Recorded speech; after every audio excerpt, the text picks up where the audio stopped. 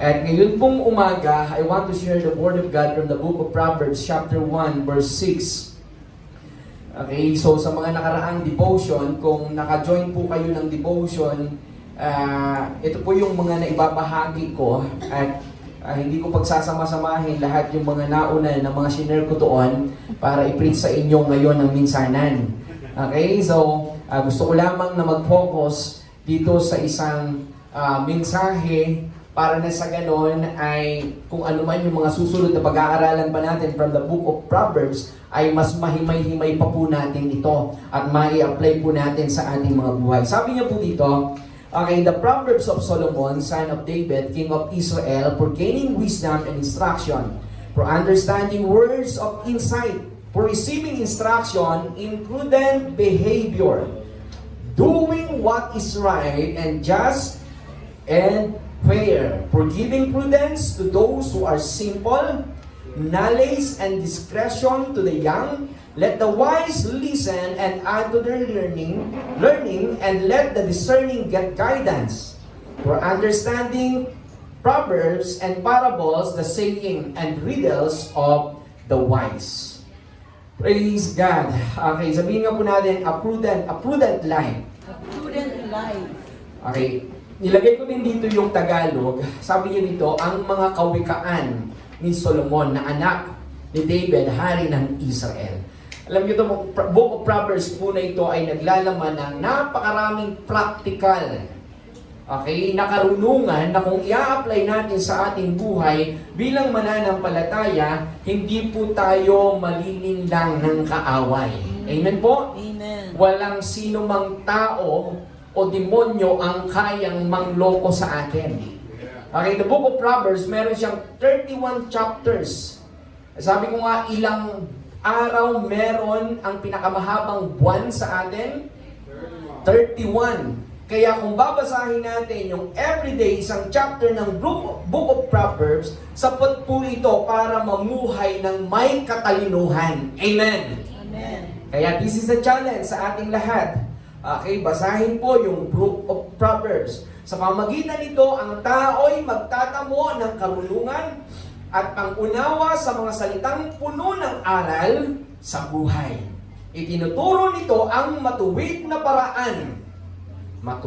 paraan ng pamumuhay, katuwiran, karunungan, at katapatan. Mabibigyan nito ng talino ang mga walang karanasan. Amen. So kaya nga minsan, ang usapan dito ay hindi kung gaano karami yung nakain mong bigas o kanin pala. Okay, mahirap naman bigas, no? Okay, kanin. Kasi minsan madalas sabi natin, marami ka bang kakainin bigas? Tumutuko yan doon sa karanasan ng isang tao. Mas marami akong karanasan kesa sa iyo. Yes, grateful tayo doon. Pero yung karanasan alone is not enough para masustain tayo doon sa kung ano yung buhay na dapat meron ang isang tao. Amen? Kaya nga sinabi dito na kahit wala tayong karanasan, if we receive instruction from the book of Proverbs o karunungan, ang sabi dito kahit yung walang mga karanasan at ang mga kabataan ay matuturuang magpasya ng tama. Habang bata pa, nakakapagpasya na at nakakapagdesisyon na ng tama. Hindi mo na kailangang madapa para ikaw ay maitama. So, advantage yun sa atin ng mga young people. Amen? Praise God. Nagpapasalamat po tayo sa Panginoon. Okay. So, sa pamagitan nito, lalong tatalino ang mga matatalino. Sino pong matatalino dito? Amen. Praise God. Sabi mo sa katabi mo, lalo kang tatalino. Okay, matalino ka na, pero tatalino ka pa. May itatalino ka pa pala. Yes. Amen. Okay. Sabi niya, at magiging dalubhasa ang mga kakaunti ang kaalaman. Magiging expert tayo dun sa isang bagay na hindi naman talaga ganun kabihasa doon sa area ng ginagawa natin. Okay, magiging dalubhasa tayo. Malalim na Tagalog. Sa gayon, lubos nilang mauunawaan Ang mga kawikaan, gayon din ang palaisipan ng mga marurunong. Praise God. Amen. So, excited ba tayo sa Book of Proverbs? Amen.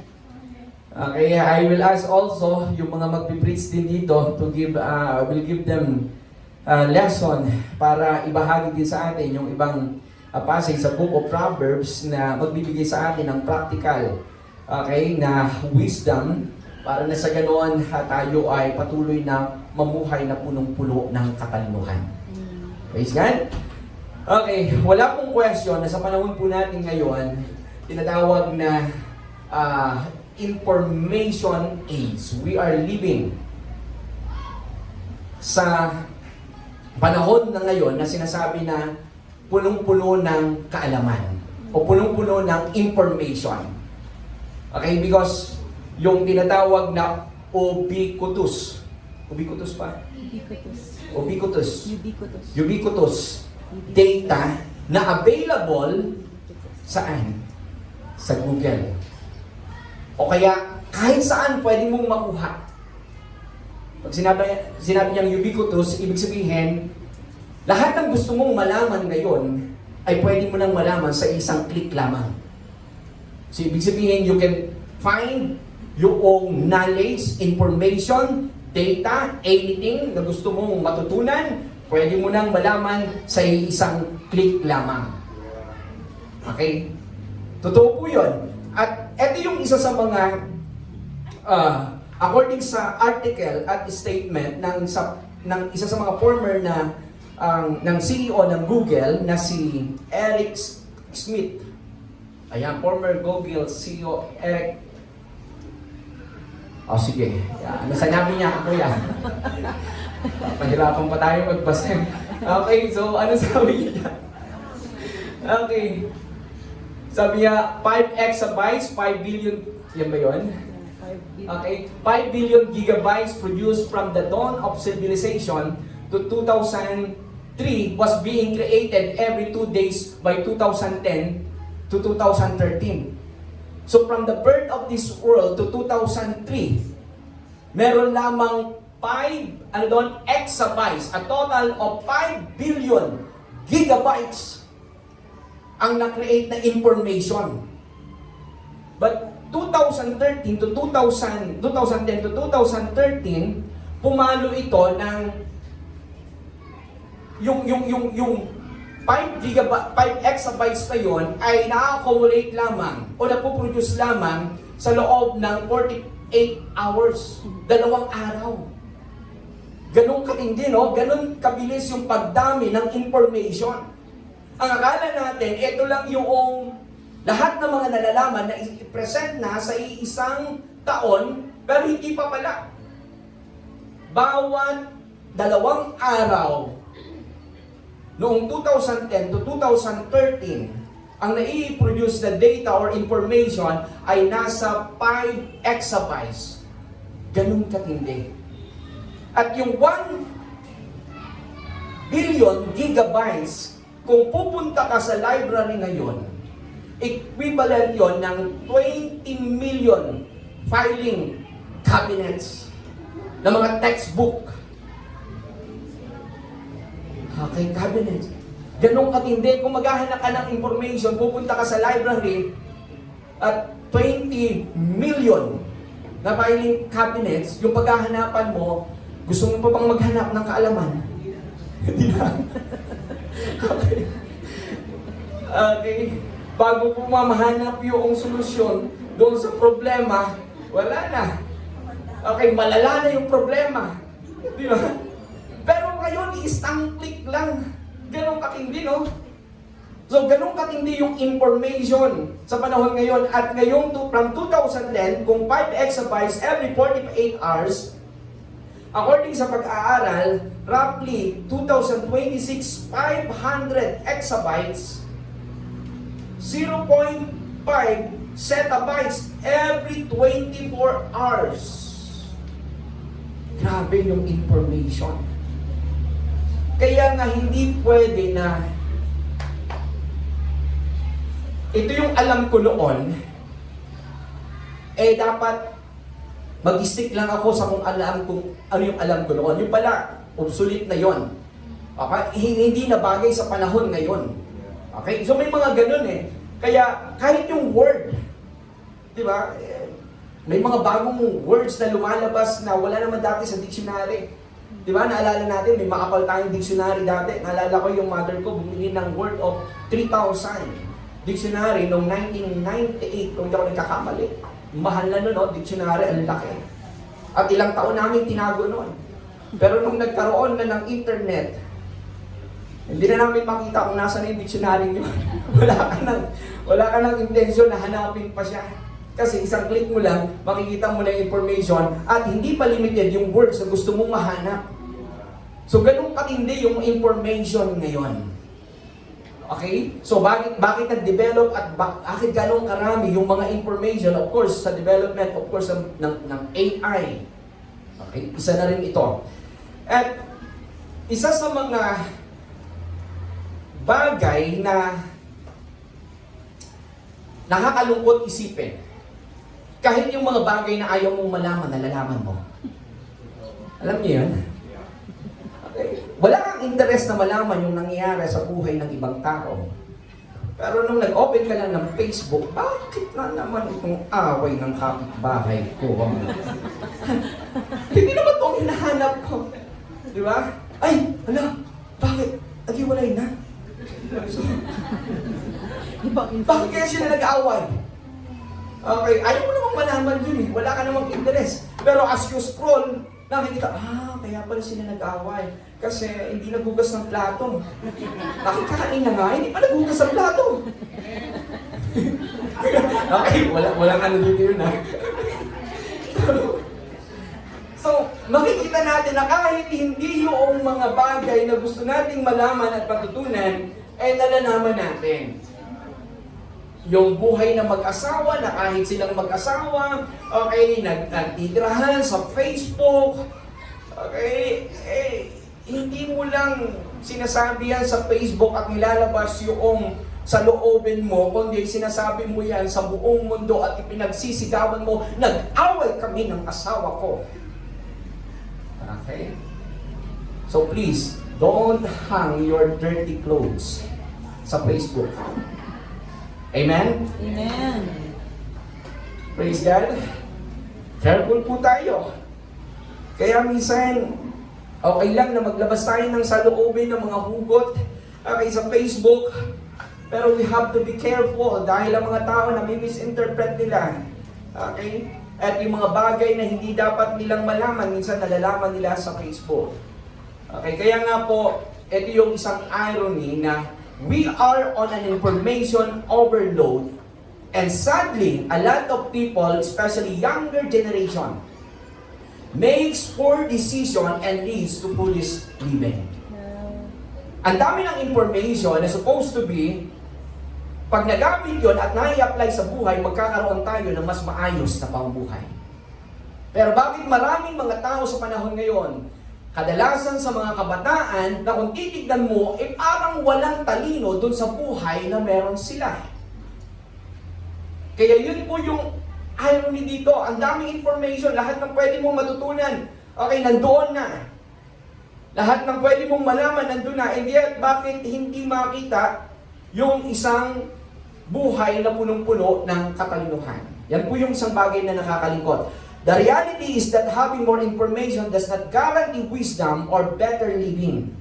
Because information is not the same as wisdom. Amen? Magkaiba po yung information at magkaiba yung wisdom. We can have lots of knowledge but not necessarily an equivalent amount of wisdom. Okay? Para i-apply kung ano yung mga natututunan natin doon sa ipinoprovide na information sa atin. Magkaiba ang learning sa living. Learning is accumulated knowledge or information, but wisdom is an application of the accumulated information. Wisdom is an action. Amen po. Yan po yung karunungan. Kaya hindi mo masasabi na marunong ang isang tao dahil sa kaalaman na meron lamang siya. Kundi masasabi mo na marunong ang isang tao dahil sa klase ng pamumuhay na meron siya. Amen. Dahil sa klase ng mga desisyon na ginagawa niya. Yun po yung matalinong tao. Kaya hindi nasusukat ang talino ng isang tao sa dami ng kanyang kaalaman. Kundi nasusukat ang talino ng isang tao kung paano niya isinasapamuhay yung mga bagay na alam niyang tama. Amen. Amen. Amen po. Gusto ko pong bigyan ng emphasis to para na sa ganon. Sa atin bilang mga mananampalataya na minsan na tayo ay nalinlang ng kaaway, pero minsan lang yon. Sabi mo sa katabi mo, minsan lang yon. Tama na ang minsan. Amen? Amen. Having knowledge without wisdom can lead to dangerous, foolish, or impractical decision. Yes. We have a lot of money, but if we don't know how to manage the money, we can lose it. Praise God. Totoo po yun. Kaya, kahit na marami tayong pera, kung hindi alam natin kung paano gagastusin to, okay, magulat ka na lang, isang araw, wala na tayong pera. Kahit bigyan tayo ng napakamahabang buhay, kung hindi natin alam kung paano gamitin ng tama yung buhay na meron tayo, walang silbi yung haba ng buhay natin sa mundong ito. Pero kahit gaano kaikli ang buhay sa mundong ito, kung ginamit natin ng tama, alam ko na fulfilling, amen, sa harap ng Panginoong Diyos. Like Jesus Christ, 33. Okay? Ang daming namuhay na tao sa mundong ito na ang dami nilang na-accomplish because they live with wisdom. Praise God. Parang ito naman yung sa part ni Alexander the Great. Kilala natin siya, no? After the Medo Persia, na-conquer ng Greece ang buong mundo, and for 12 years, na-conquer ni Alexander the Great ang buong mundo from 19 years old to 33. Okay?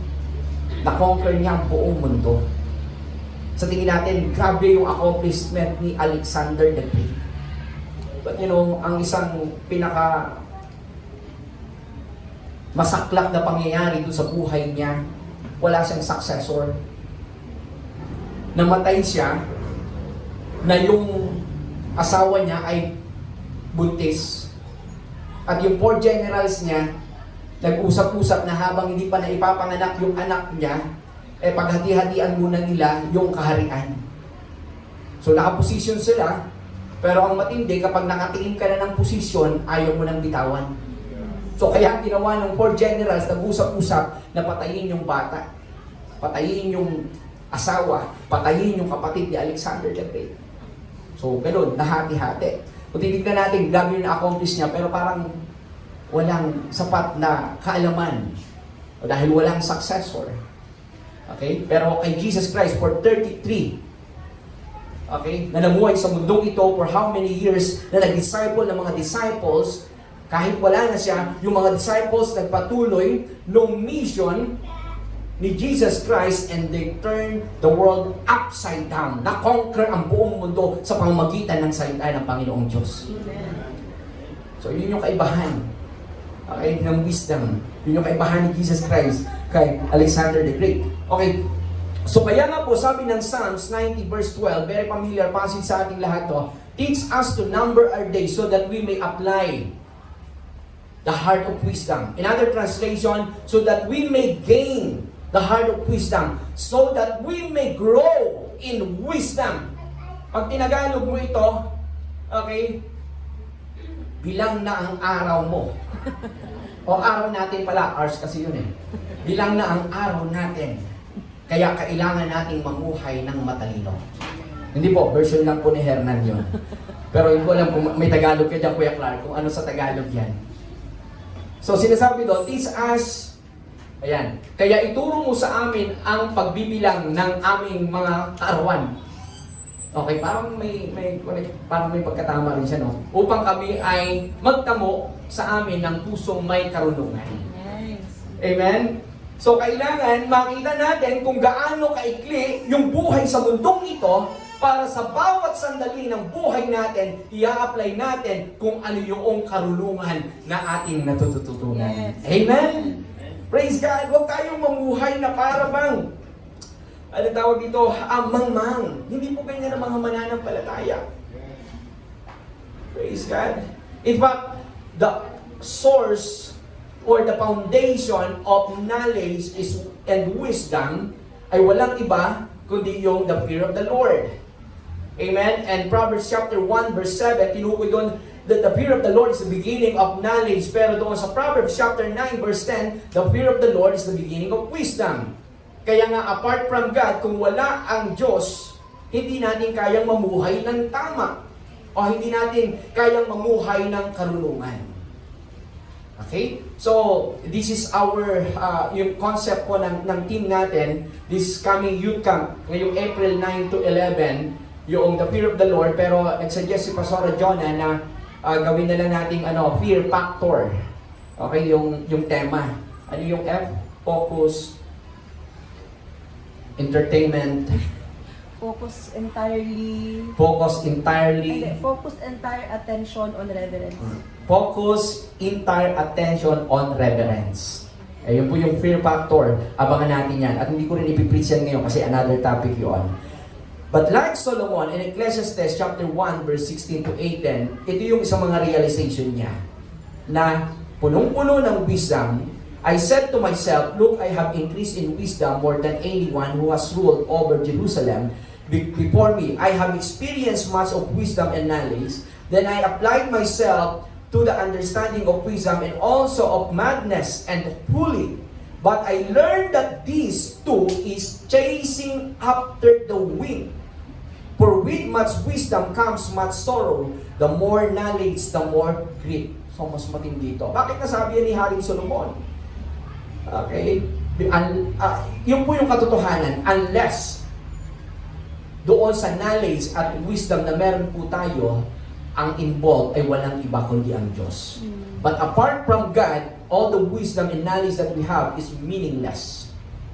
Yan po yung itinuturo ni Haring Solomon. So tignan po natin itong ibig sabihin ng prudent life. Prudent life in Proverbs chapter 1 verse 3, sabi niya dito, prudent or prudent behavior from the Hebrew word o yung root word nito ay sakal. Sabihin nga po natin sakal. Ito yung isa sa mga major decision na ginagawa ng isang babae at lalaki pag gusto na nila magsama ng habang buhay. Ha? Kasal ba yun? Ay, kasal pala yun, hindi sakal. Pero kasi parang mga maraming nag-asawa na parang sinakal. Okay, may mga ganun, no? Kumusta? Okay, parang sakal na ako. Okay, hindi po yun ha. Ito, sakal. Ang ibig sabihin nito, okay, from this context, to act with insight, circumspection, intelligence, or wisdom. So sa madaling sabi, a prudent life means living with wisdom, foresight, and careful judgment, prioritizing long-term well-being over impulsive action.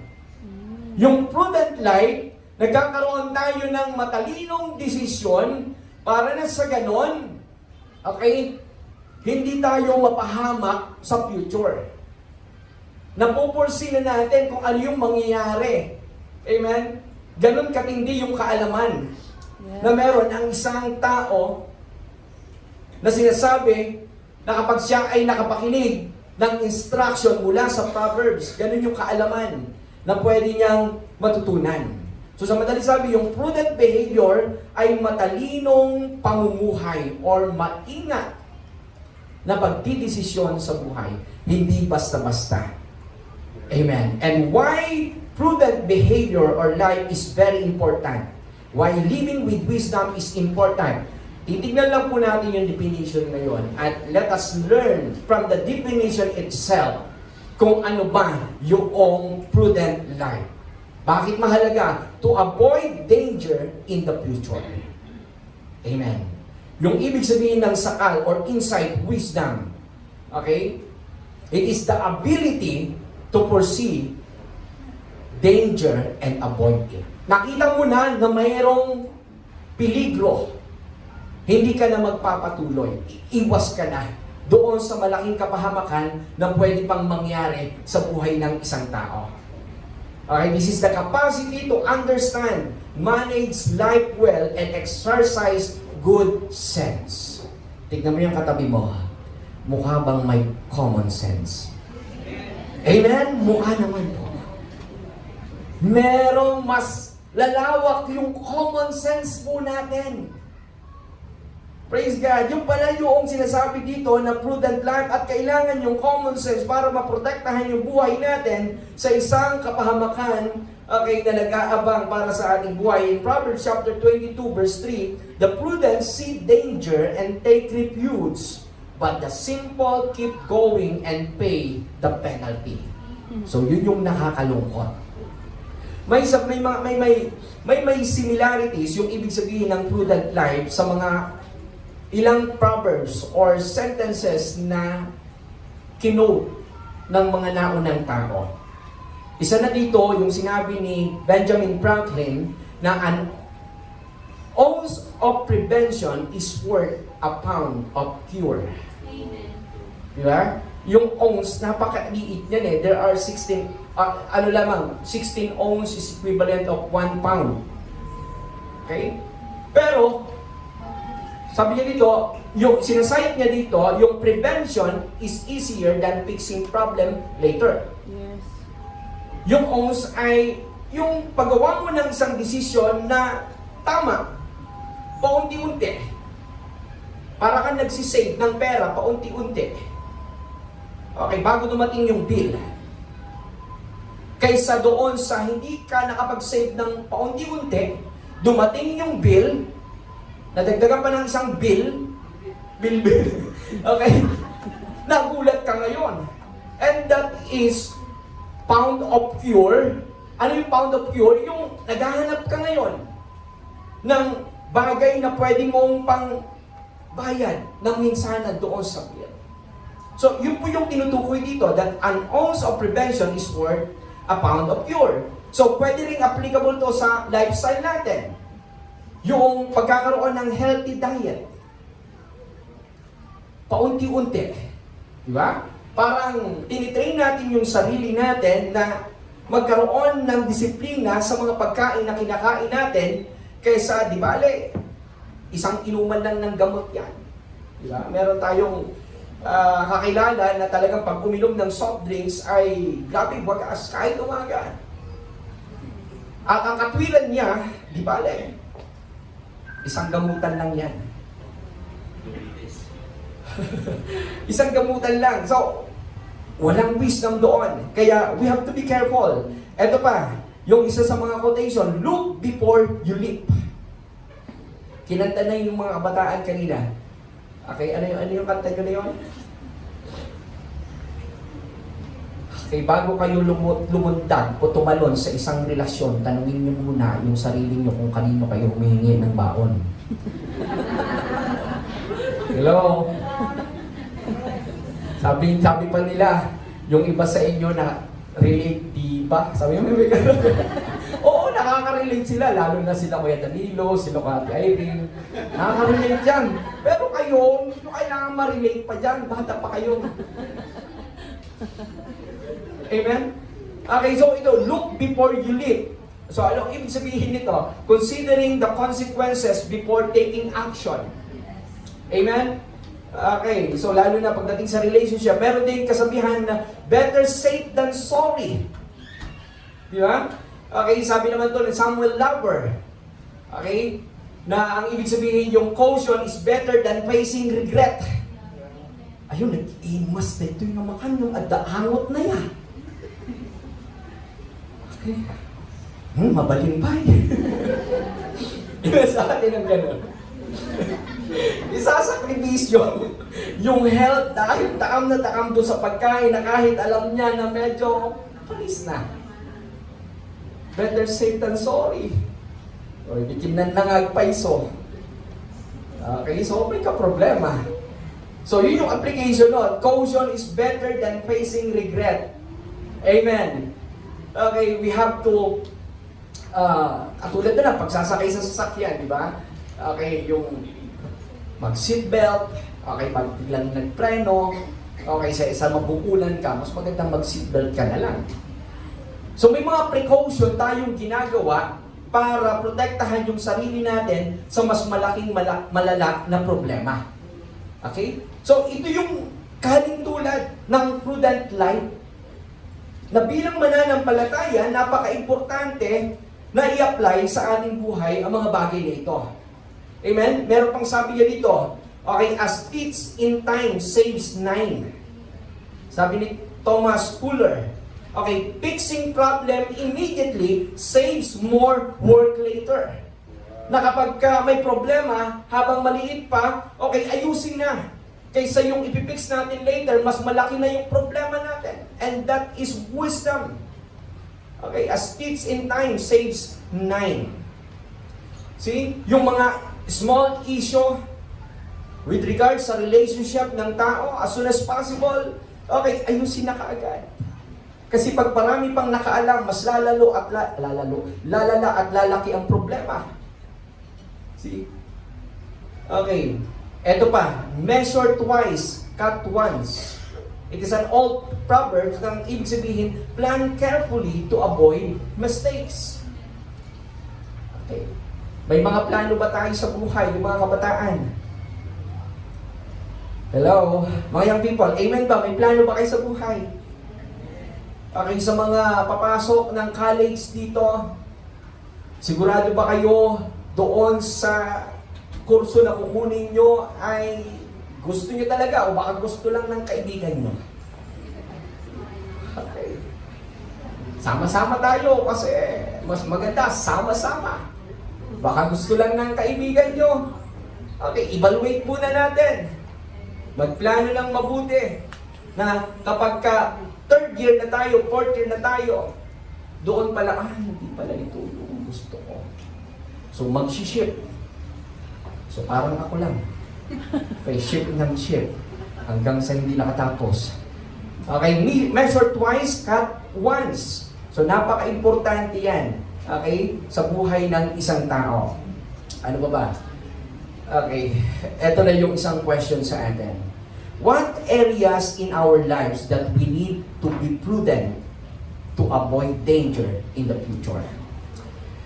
Sa maikling pagkakataon, pwede natin i-imagine, ano ba yung mga area ng buhay ko na kailangan kong applyan talaga ng wisdom para hindi na ako magka-problema pa in the long run.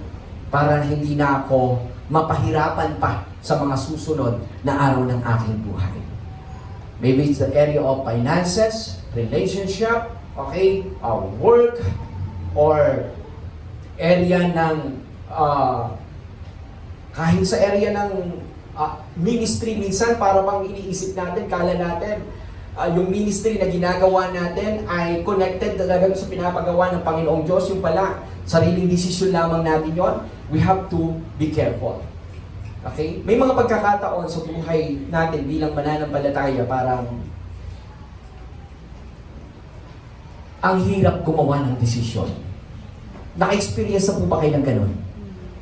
Kristiyano ako, pero bakit ang hirap gumawa ng desisyon? Totoo po yan. Kaya nga po may mga practical advice na pwede tayong matutunan mula sa salita ng Panginoon para kahit doon sa practical na desisyon na gagawin natin ay hindi po tayo magkamali at hindi magkaroon ng malaking problema. Naniniwala pa ako na bilang mananampalataya, God has given us wisdom. At kapag in-apply natin sa buhay natin to, i-honor ng Panginoong Diyos yung wisdom na meron tayo. Amen. Praise God. At may mga pagkakataon na nakakausap tayong tao na parang mabilis tayong ma-influensyahan ng mga taong ito dahil doon sa mga salita nila. Pero isa po sa mga patunay na ang mananampalataya ay merong prudent behavior. Okay? Isa dito, yung Christian should not trust blindly. Okay? Christian should not trust blindly. Ibig sabihin, yung isang mananampalataya, hindi siya galon kabilis magtiwala.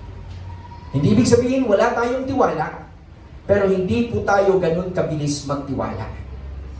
Okay? May mga pagkakataon, di bale, sige nga, subukan ko yung ginagawa mo, di bale, may tiwala naman ako sa iyo, parehas naman tayong Kristiyano.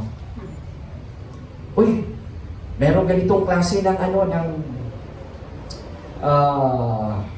trabaho. Pagkakakitaan, sama ka sa akin. Di bale, pastor naman yung nagre-recruit. Ang bihira. Ang dami niyan. Okay? So, ibig sabihin, nag-ibig. Hindi ka agad nag-isip o nagplano, kinuha yung mga information na kailangan, pati yung password ng kanyang bank account, pinagkatiwala na rin. May mga pagkakataon, password ng ating GCash, pagkakatiwala natin, we have to be careful. Because Christians should not trust blindly. Hindi naman natin sinasabi na kailangan maging paranoid tayo na lahat ng tao na kakaharapin mo at kakausap sa iyo, hindi ka magkakatiwalaan. Hindi po ganon. Ibig sabihin, huwag lang masyadong mabilis magtiwala. Jeremiah chapter 9 verse 4, beware of your friends. Do not trust anyone in your clan. For every one of them is deceiver, and every friend a slander. Grabe naman yan. Matindi ito, no? Pero the context here ay kahit yung mismong mga kapamilya ng mga Israelites sa mga Hudyo during those time ay nagiging sanhi para ma-deceive yung kanilang kapatid at tuluyang bumagsak sa temptation. Ma-impluwensyahan sila na sumamba sa Diyos-Diyosan.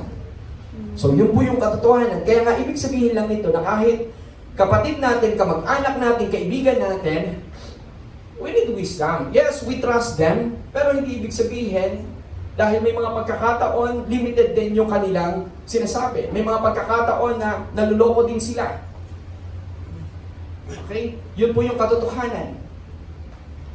And, isa sa mga experience nung aking father, okay, matindi po yun. Dahil dumating na doon sa point na maraming tao ang pumupunta sa kanila dahil parang naloko sila. Pero laging pinapaliwanag ng bayaw ko, pare-parehos po ko yung naloko. So ibig sabihin, kahit ayaw nating manloko, hindi yun yung intention natin, but because of the trust na ibinigay kaagad natin, doon pumupunta. And as a Christian, we have to be careful. Warning lamang po ito. Kaya, bago gumawa ng isang desisyon o bago ipagkatiwala yung isang bagay, kailangan subukin, sigasakin, at suriin. Amen? Amen. Ano pa? Christians should not commit easily. Okay, Proverbs 11:15, whoever puts up security for a stranger will surely suffer, but whoever refuses to shake hands and pledge is safe. Okay, so isinishare ko po ito, hindi dahil kami excuse na dito. May mga bagay na kailangan pa rin namin matutunan. 7 years ago, may introduce sa akin ng isang pastor. Ibalik hindi nyo siya kilala. Okay, about doon sa magandang bagay. Okay naman, na-convince ako, pero ako matagal lang sabi ko hindi ako basta-basta sumusubok at nagko-commit easily. But when I shared to Pastor Jeremy, ako lang nagkwento sa kanya, ay, Pastor, sumurutak. Mano de registration, 2.5 daw eh. Nagbayad agad-agad, 2.5. Sabi ko, sigurado ka ba? Huwag muna. Hindi, sige, habang meron. Nagbayad agad si Pastor Jeremy. 2.5. Wala siya dito. Okay. Nandun siya sa bigaw. Okay. Then nagbayad ng 2.5. Then after that, after nung 2.5 na yun, wala na nangyari. So sabi ko sa kanya, nagingitian na lang kami, nagtatawa na kami. Parang ako pa yata yung naging kasangkapan para malukuan ng 2.5. Sabi ko sa kanya. So, sabi ko sa kanya, huwag muna. Ako nga, hindi pa nagbayad. Ikaw, kinento ko lang sa'yo, magbabayad ka na. So, sa madaling sabi, nagbayad siya kaagad. So, nasayang yung kanyang 2.5. So, ibig sabihin, yung mga Kristiyano, we should not commit easily. Kuya ba? Suriin, siyasatin, at subukin. Amen po? And we have to be careful. If possible, iwasan po natin. I am talking as a pastor, as a father, okay? If possible, iwasan po natin magkarampor.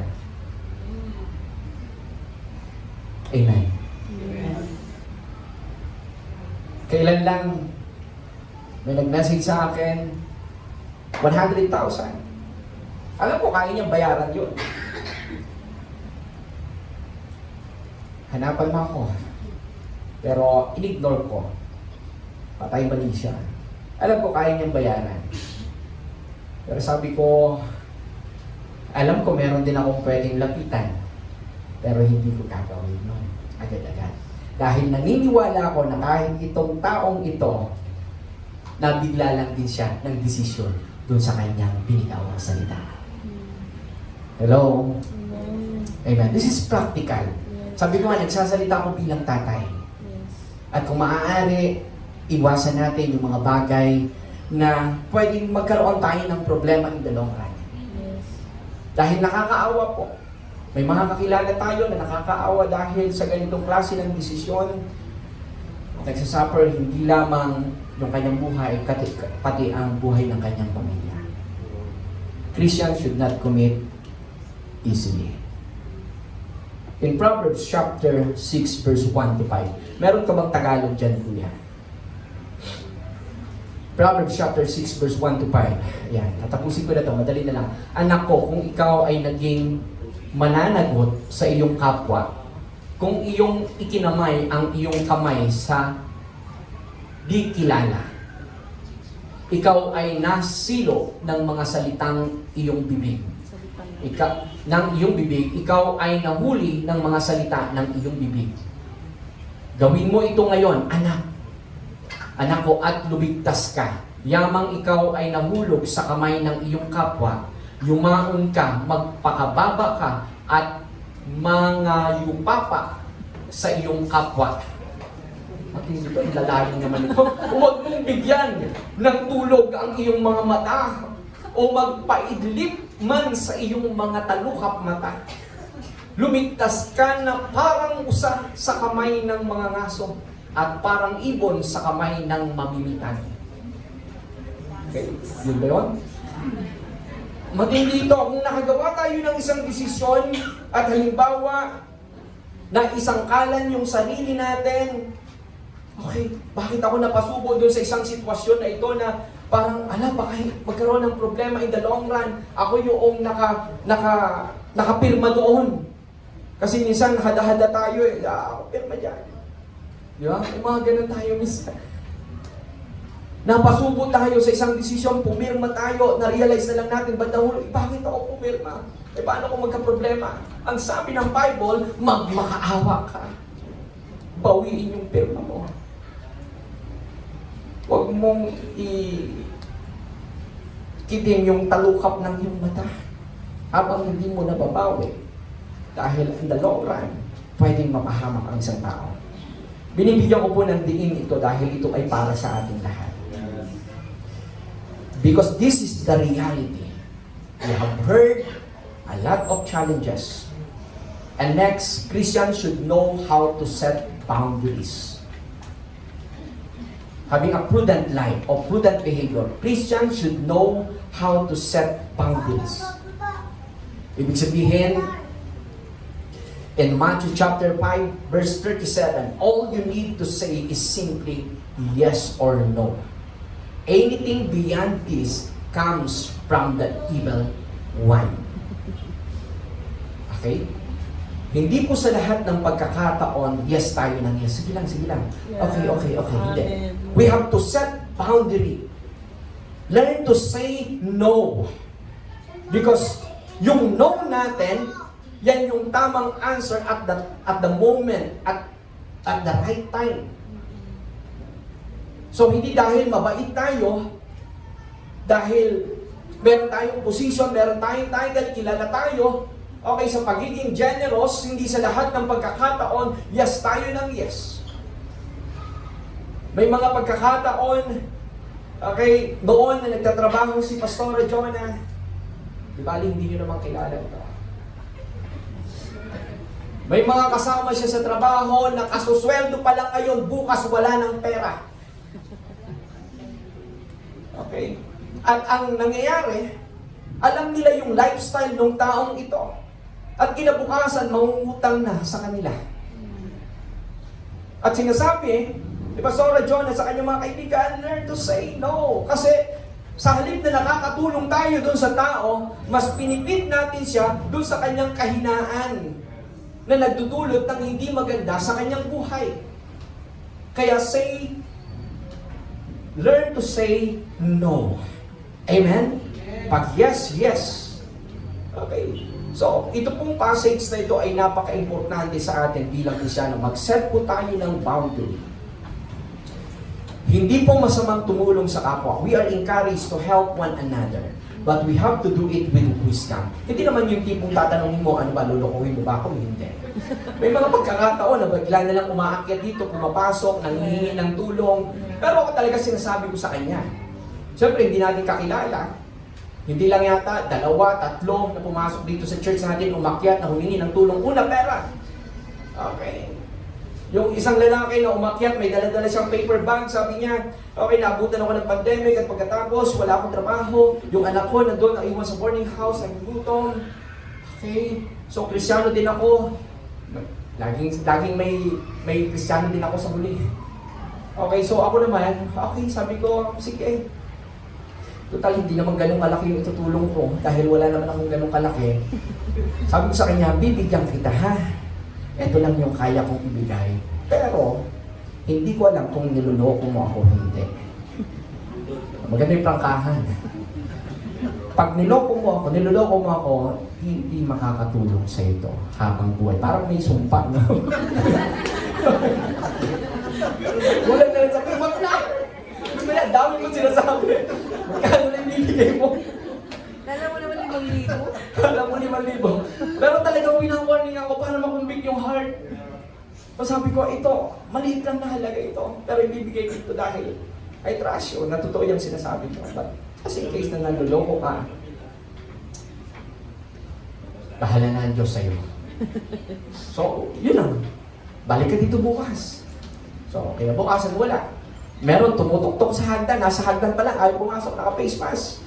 Pwede po bang makihingi ng tulong? Okay, ganito, okay, sige. So we share yung kaya nating help sa kanila. Pero laging may kasunod. Ito, maliit lang ito. Pero kung nanluloko ka, hindi makakatulong sa ito. Na-memorize ko na rin kung ano yung sinasabi ko. Okay. Pero alam niyo mo, totoo yun. Amen? We need to set boundaries. Okay? Merong bata, one time, namalimos, lumapit sa akin, okay, sige, halika. Okay, pagkatapos, I lead him to a prayer. I share the gospel with that. At bahala na kung naluloko sila o hindi. Ang importante, meron tayong na-share na word na pwede mag-convict sa heart nila at bahala na ang Diyos sa kanila. Okay? So, napaka-importante sa atin na mag-set po tayo ng boundaries. Okay, bilang mananampalataya. Hindi lahat, yes. May mga pagkakataon, no. Lalo na sa mga pagkakataon na yung gagawin natin, yes, ay hindi makakatulong dun sa kapwa natin, kundi lalong magkakaproblema yung isang tao. Maraming paraan yung tulong na pwede natin i-offer sa tao. Pero hindi dun sa paraan na kung saan doon sila nagiging mahina. Amen? Amen po? Amen. Ito pa, Christians should avoid toxic situation or relation. Christians should avoid toxic situation or relation. Anong sabi ng 1 Corinthians chapter 15 verse 33? Do not be misled. Bad company corrupt good character. Totoo po yan. I-avoid po natin kapag toxic na yung isang relationship, yung isang grupo, yung situation na alam natin na pag pumupunta tayo sa lugar na yun, mas nai-stress tayo, nadidepress tayo. Okay? Avoid na natin yung lugar na yon. Avoid na natin yung connection na yon. We have to distance ourselves from toxic, okay, or negative people. We share the gospel sa kanila. Pero kapag ka sila yung madalas nating kasama, i-drain ka hanggang sa ma-discharge. Yung mindset mo, gaya na rin ng mindset nila.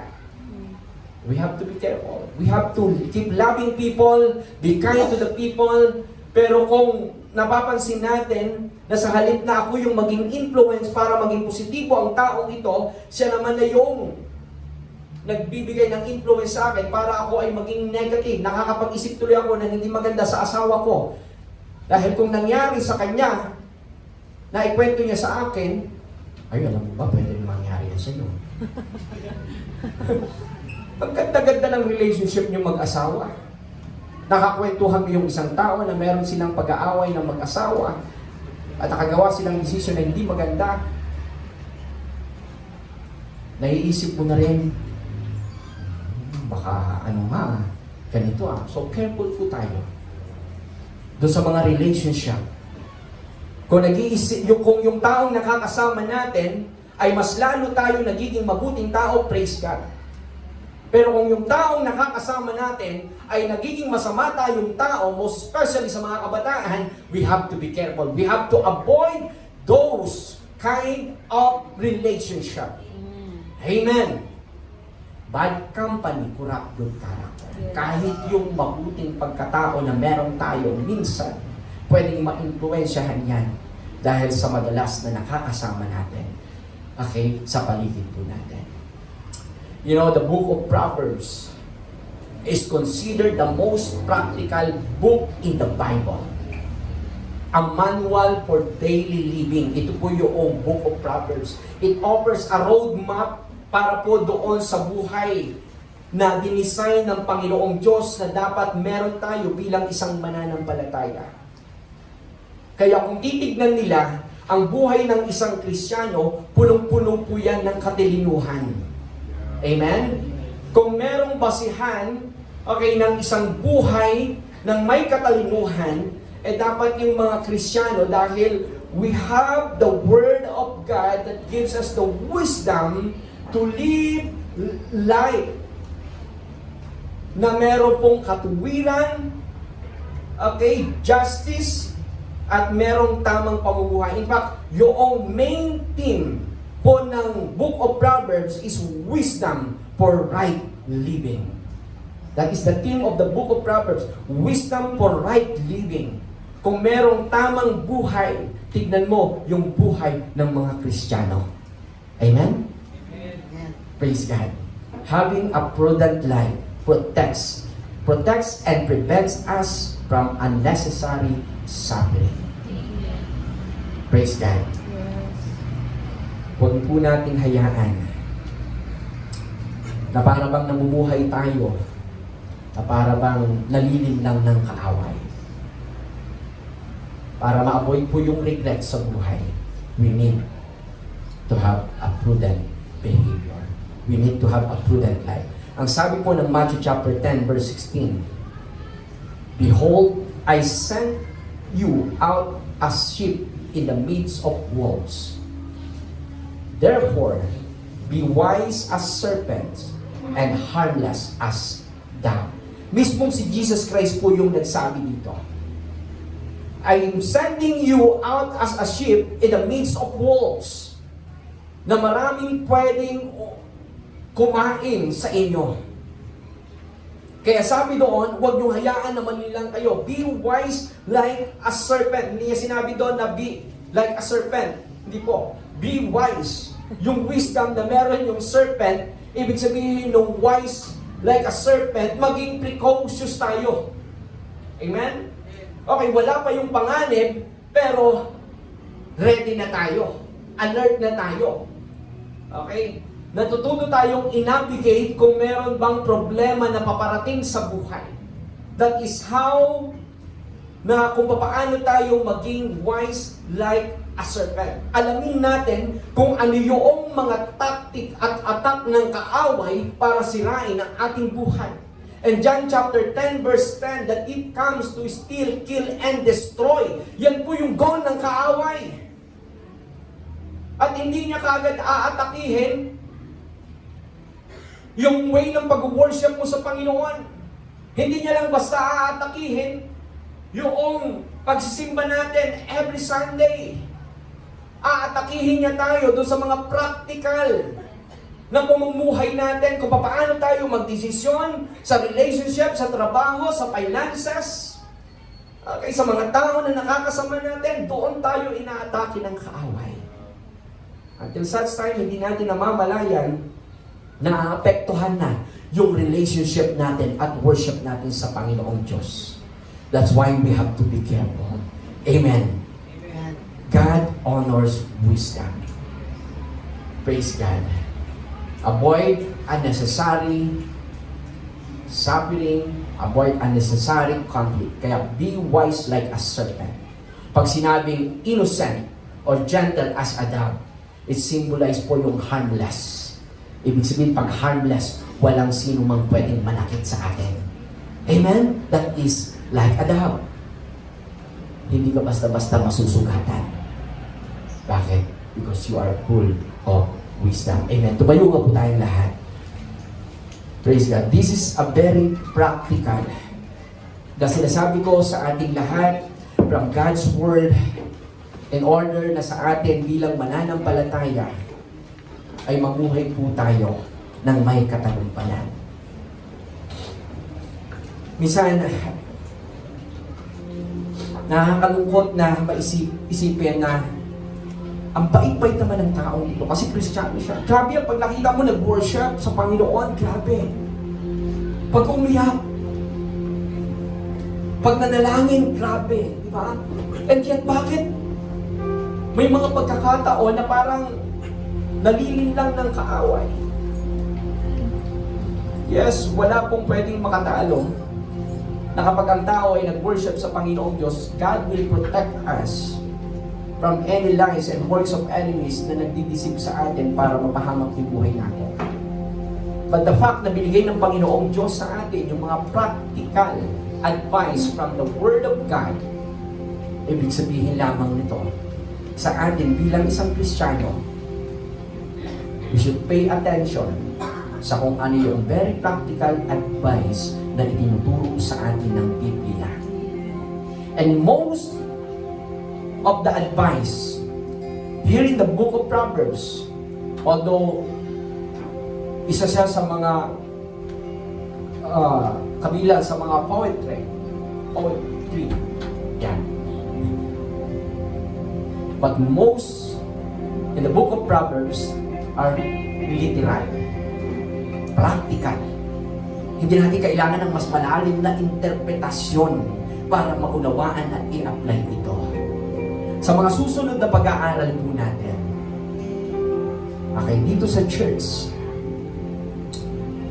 please do not take it personally. Okay? Yung mga message po natin, masasagasaan yung mga topic regarding sa kung ano yung totoong sitwasyon na nararanasan natin sa buhay. And we are not exempted, we are not excused. Kahit po kami, hindi po exempted at excused. Pero ito lang po yung ninanais ng ating puso, na sa pamagitan ng practical na karunungan mula po sa salita ng Panginoon, maiwasan o makaiwas tayo doon sa isang kapahamakan na nagiging dahilan para tayo ay malayo sa kalooban ng Panginoong Diyos. Amen. Kagaya po ng tanong ko kanina, what areas in our lives that we need to be prudent to avoid danger in the future? Hallelujah. Come on. Let us pray before the Lord. Let us worship God. Thank you, Jesus. Thank you, Lord. You are great Father. Thank you for discernment.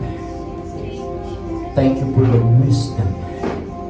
Thank you for the courage, boldness, to apply yung mga maliliit na desisyon, pero alam po namin na napakatalinong desisyon sa buhay.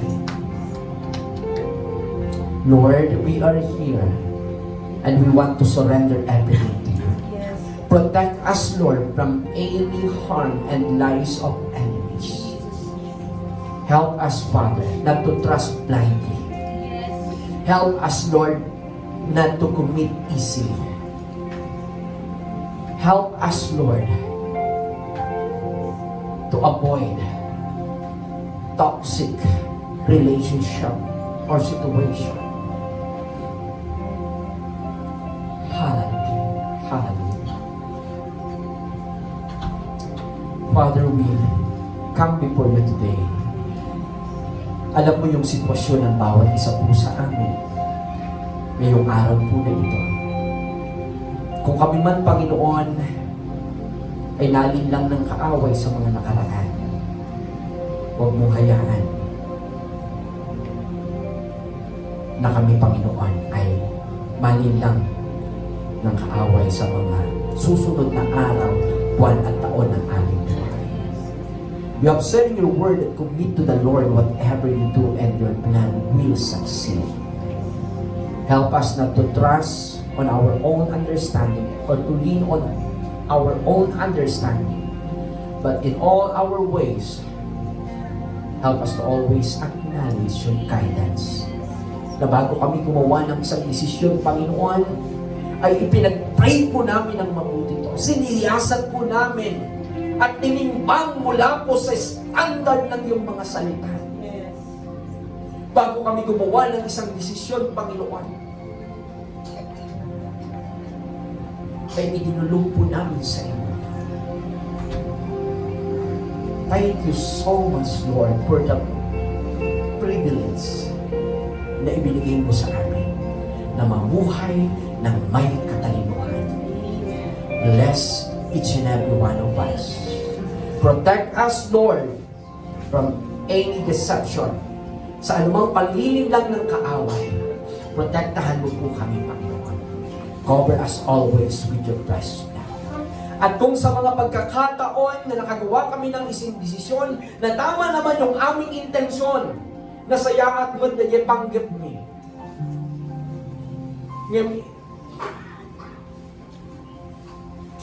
Kinagpaisuan na haan nga nag-work out.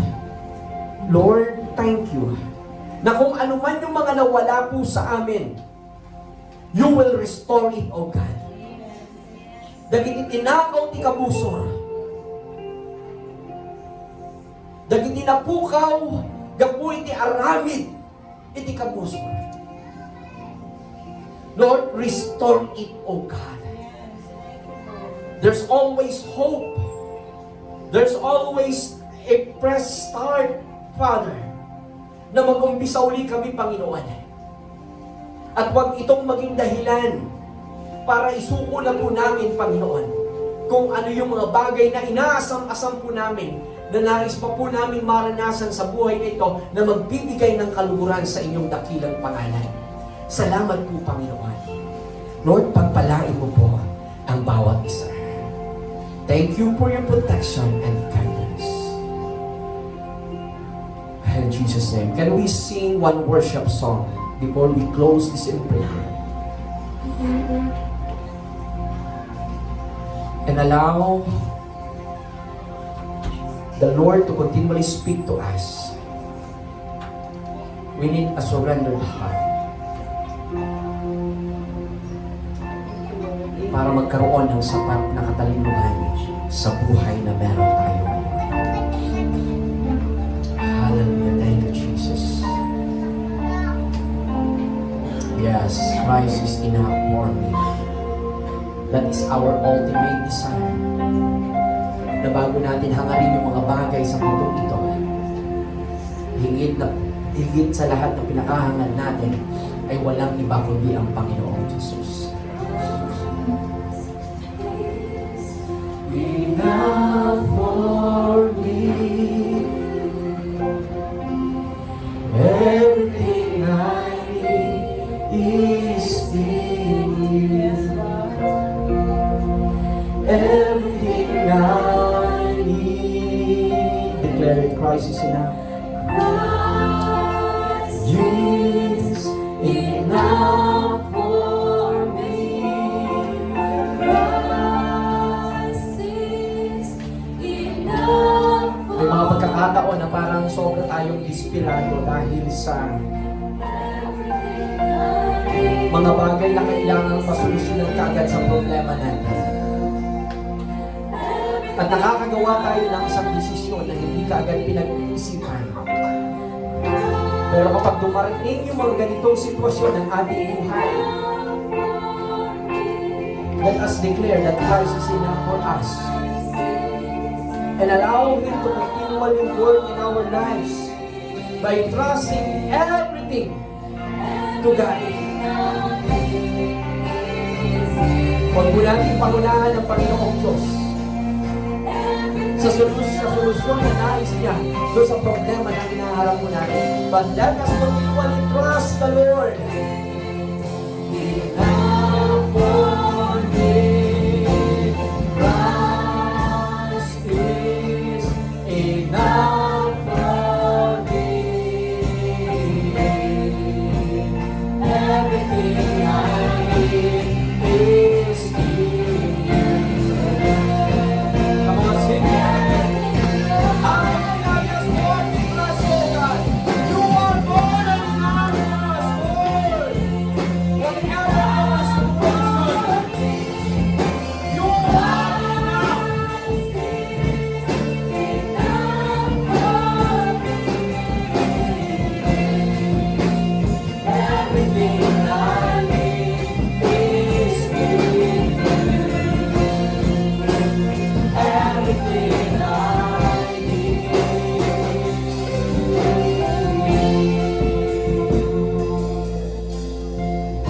Hallelujah, hallelujah, hallelujah. You know, church,